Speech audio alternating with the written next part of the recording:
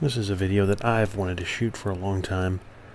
This was about 4.5 years ago, pretty much when I got into really ramping up guitar repairs and guitar setups and the inner workings of the guitars, from the electronics and everything else. I really took a liking to it, and it really became a passion for me. And this was one of the first guitars that I ever, I'm not going to say built, I'm just going to say modded, and modded successfully.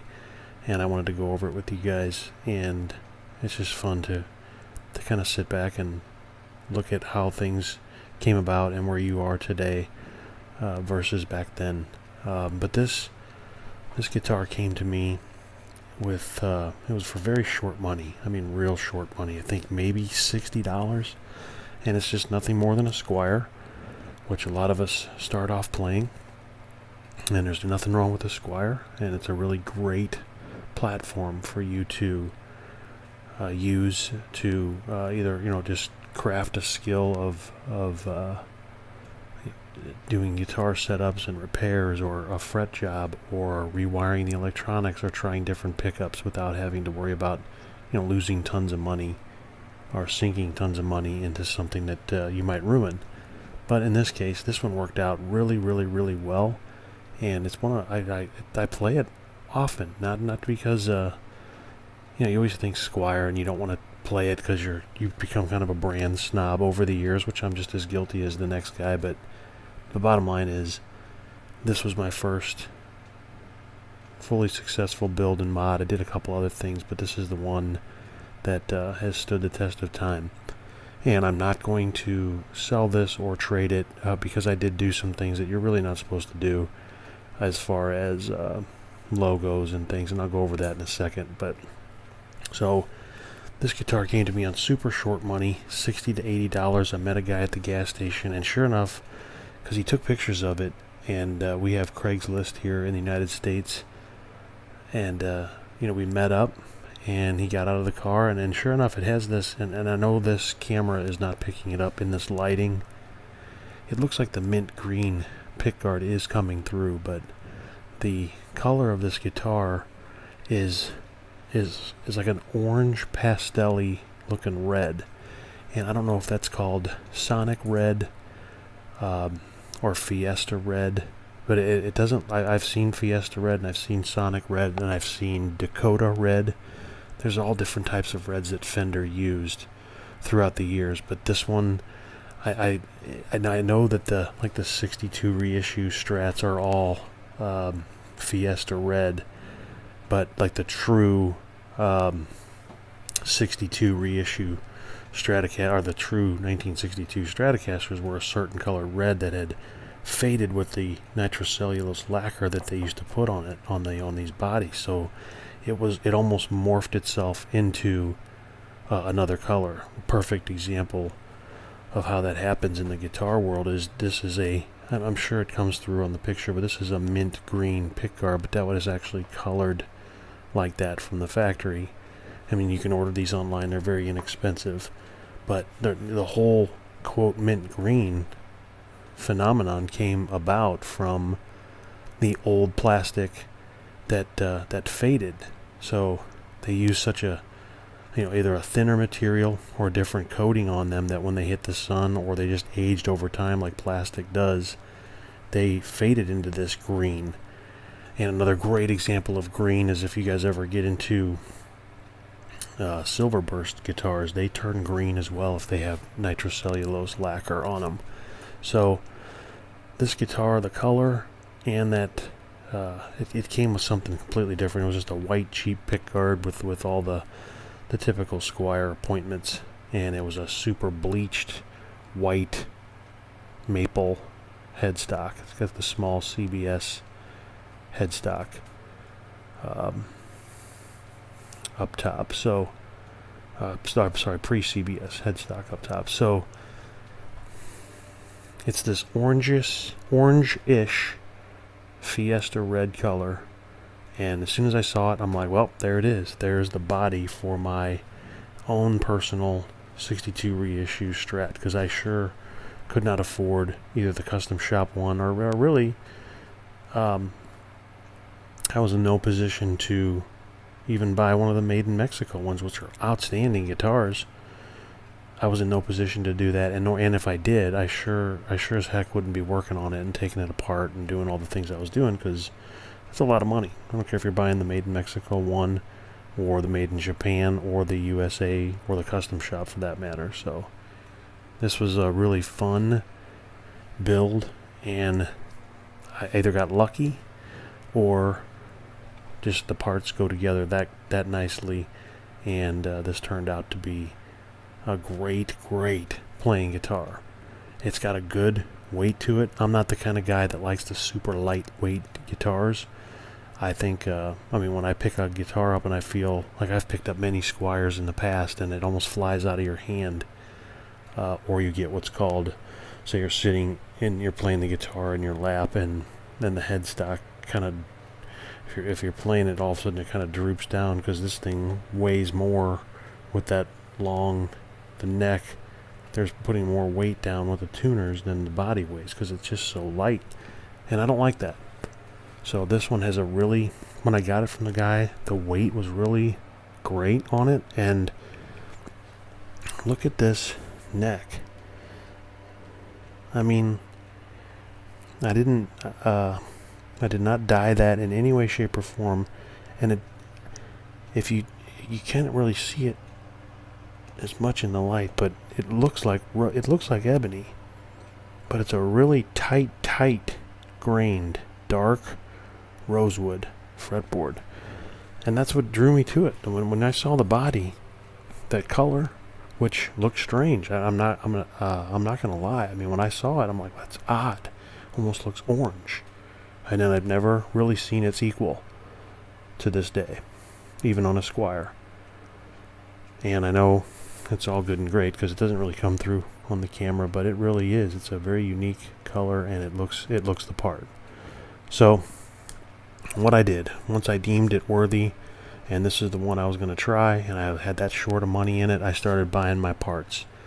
And I'm going to go through the parts from top to bottom. I went and bought the Fender. This is for a made in Mexico. It's the same 6-point vintage style bridge that you would have found on a 62 reissue or a 60 series. And this is the original plate, but I put a Switchcraft jack in here, and I have CTS potentiometers, and the switch is a genuine Fender 5-way switch. Now the pickups, this was the cool part. I met a guy, this was the first set of pickups that I ever bought outside of, taking a stock pickup out of a guitar.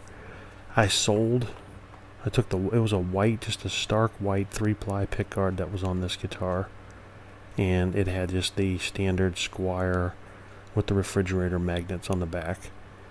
And I think I sold them for about maybe $25 on eBay. So I just kind of sent those packing. I sold the bridge as, just different parts that I took off. I just threw them in a bag and said, here, buy these for your guitar, and either put them on an auction or sold them on a buy it now type thing. And I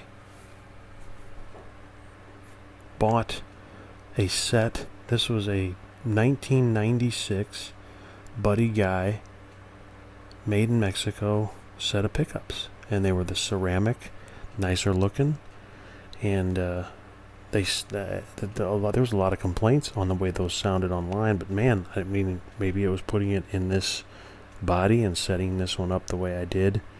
It sounds great. I mean, it really does. And it was a little bit noisy, which a lot of the true single coil Fender pickups are going to be. That's naturally how they are. There's nothing wrong with them. So if your guitar in this far back position, which is just the neck by itself, or even in the middle position, which is just this pickup by itself, or in the bridge position, which is just that pickup by itself, you will get a lot of noise. There's nothing wrong with that. There's nothing wrong with your guitar. So I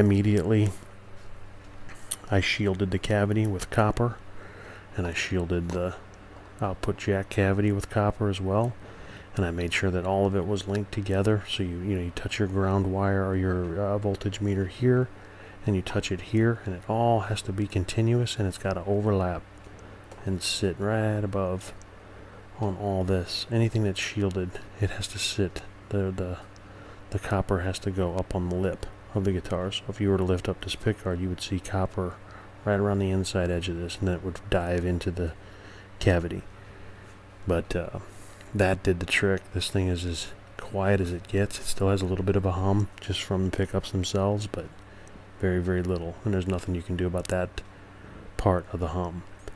So put the Made in Mexico Buddy Guy pickups in there. I bought cream colored pickup covers, which I think look the part. Cream colored knobs, and a cream colored tip, and I wired it all up, and I couldn't believe my ears, but it actually worked. So that was a huge plus for me. So now that the pickups worked, I had the new bridge in here. It is the thinner bodied Squier. So what happens is, and I don't know if you can, I'm sure the camera should be able to pick it up, there's just a little bit of, there's just a tiny hump in the back of this back plate. It doesn't bother me at all, and it doesn't even lift up to where you can really see it. But if you really kind of go down on an angle, maybe I can get that in there. It's got just a little bit of hump right there, and what that is from the bridge being too big. It's the high mass block, and on a thin, this body width is not the 1 3/4, which is the standard Fender Made in Mexico, Fender United States, and there's some Squier lines that have that, what's called the full size or full thickness body. That was a cost saving thing that they did on all the Squier guitars. I mean, by chopping off a 1/4 inch or a 1/2 inch of thickness to the overall body, regardless of what wood they were using, it saved them money, because wood costs money. Hung this on the shelf on a hook, and of course it falls off, and here's the ding we got. There's no, I know it looks terrible from there, but there's no evidence of that. If you were a blind person, you couldn't feel that. It's all been completely filled with CA glue, and I kind of left the nick in it. I kind of like it. It's going to start. That's actually a natural relic. But if you were to buy this guitar or be a potential buyer, you wouldn't feel, it's not a big chunk missing out of it. It's just and that actually happened. So I didn't do that on purpose. So the block fit in there. I also have the mint green back plate on here. I have the Fender Corona, California neck plate, and it's got a little gasket underneath there. I think that makes it look kind of sharp. Okay.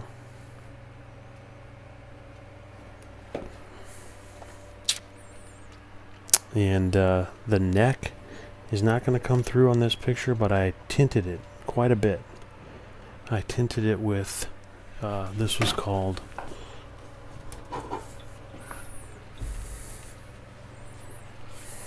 Colonial Maple by Minwax.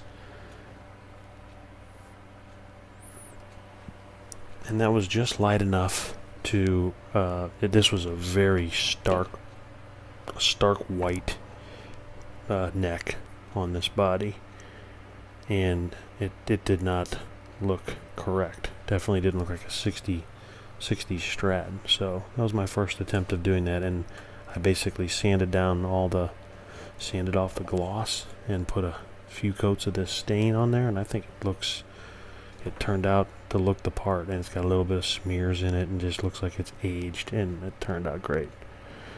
This is not going to win any awards or be considered even a possible fake, but it's got a lot of good attributes to it that turned out really well. So we got the great sounding pickups. All the electronics were upgraded, and the high mass made in Mexico block. And these are genuine Fender. These are the there's a set right there. It's like the vintage style tuners, and it has the, flip it back over here. It's the vintage style tuners with the locking. It's not a mechanism, you don't turn it, but you actually put the strings down in the hole and then you wrap it around those posts. So there's no ends sticking out of any kind. You don't cut them. The end that normally bites you, bites your hand or your arm, is tucked down the center of those posts. And that's the vintage style tuner. Now, this is where it really gets, this is the only part I'm not happy with. The logo turned out great. It's supposed to look kind of raised up and cheap. See that? You don't want to put a ton of clear coat over that. That's what a 60s logo would look like. String tree looks okay. There was two. There's always two. A lot of times there's two. Almost every time on a Squier you have two. So you have to fill that with either a toothpick or some maple dust and try to get it to color match. But you'll always see that dot, which is, that's, you can right away tell. And the main thing is the truss rod hole. On any 60s reissue Stratocaster from Fender, the truss rod's actually adjusted down here. You have to actually pop the neck off to get to the screw. And this is the more modern setup of the guitar to access the truss rod. So that's a dead giveaway right there. But as far as standing back and looking at it, it really fits the part. And like I said, that ebony looking, you can see some brown in it, barely, but that is one tight grained piece of rosewood. And when once a year, I take the strings, if I'm restringing it, I'll restring it probably maybe 2 to 3 times a year, and once a year, which that's all I would recommend doing as well. You don't want to over oil the fretboard, but once a year I will take the strings off and then give the frets a good polish with some steel wool, and it just kind of gets off, even if it hasn't been played all that much, it gets that aged tarnish off of the frets, and they're real glossy again, real slick and smooth. And I took a long time fixing the fret ends on this guitar. They were horrid, like a lot of Squiers are, but this is one of the better ones now. Watching Daryl Braun's channel, I don't know if you guys ever check him out, but he had this trick of taking a foam sanding block like you would use for drywall with maybe a 320 grit or even 250. So, and not only how it looks, but how it actually plays, because it rounds that wood off, and it also rounds those and smooths and polishes those fret ends. So it was a great idea, and you gotta be a little gutsy to do it. But once I successfully did it on this guitar, that's the genius of having Squiers that are $60. It's not the end of the world if that didn't work out right. It didn't wreck anything. So that was a great tip. This thing, it's got the genuine Fender saddles, and it has genuine Fender pickguard. If I ever did sell this down the line, I would basically I would take off the headstock logo, and I would pop some Squier pickups back in this puppy. I'd probably leave the bridge, but I have several Squier bridges that I could swap it out with, and I'd leave the electronics and pass it on for someone to use. But the way it sits, that's my first 62 reissue Fender Stratocaster made from a Squier, and it plays really, really well. It's very quiet, and especially in the Stevie Ray Vaughan sounds, that bluesy tone that you get in this position 5 and 4. And here, these two are just unbelievable, and the the bridge pickup sounds really good as well. So the guy that I bought it from, he was taking the pickups out of that Buddy Guy Strat that he had. It has the polka dots on it, and he put a $500 loaded pickguard from DiMarzio into that Strat, because he put that pickguard, or the pickups, and he has a black pickguard that those normally came on the Buddy Guy Strat. He had him in that box. It looked like a pizza box, but it was the DiMarzio loaded pickguard, and the price on the side was $4.99. So this guy had money. He didn't have any problem getting rid of his old pickups, and I beat him down to $50 on those, and he agreed. So let's go over the money. $60 for the guitar, okay? $50 for the pickup, so we're at $110. This is $25, so we're at $135 on the bridge. Let's say $15 worth of electronic parts, so I'm at $150. That's all the potentiometers and the switch and everything else, and then you're soldering it yourself. $150, and then the tuners are $40. So I have $190 in this guitar. I sold the tuners and all the electronics that came in it, and the bridge assembly that was in here with the saddles, for $30 total. So I had $190, and then subtract that $30, and you are at $160 in this 62 reissue. And then also the plate here was, I think I got that for $15, so that wasn't no big deal. So there you have it.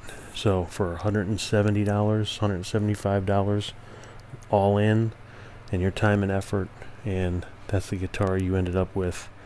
That's a steal, and it plays really, really well, and it stays set up well over time.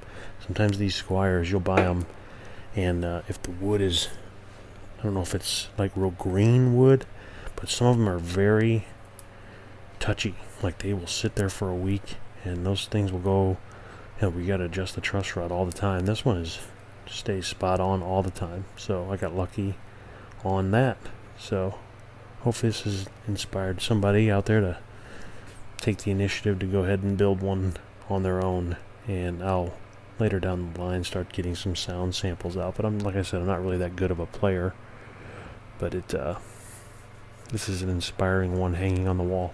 It was great. I had them all hanging on my wall over here. I kind of collect guitars, and I have some real nice ones and things that I would be interested in. And my daughter, she was only 7 at the time, she comes down and she's looking at all my guitars, and she picked this one that she liked the way it looked the best. I'm like, wow, with the green and all that? She goes, yeah, Dad, it looks like a diner. And I thought that was perfect, because it looks like an old diner. And that's kind of what that 60s vibe that you get. So I think if a 7-year-old says that to you on your finished product, and she has no guitar nerd knowledge like I have, or any of us have out there, she picked that up right away, and I thought that was pretty genuine. So hopefully that inspires you to give it a shot. You can do it. Thanks for watching. You can make any comments in the bottom. See you next time.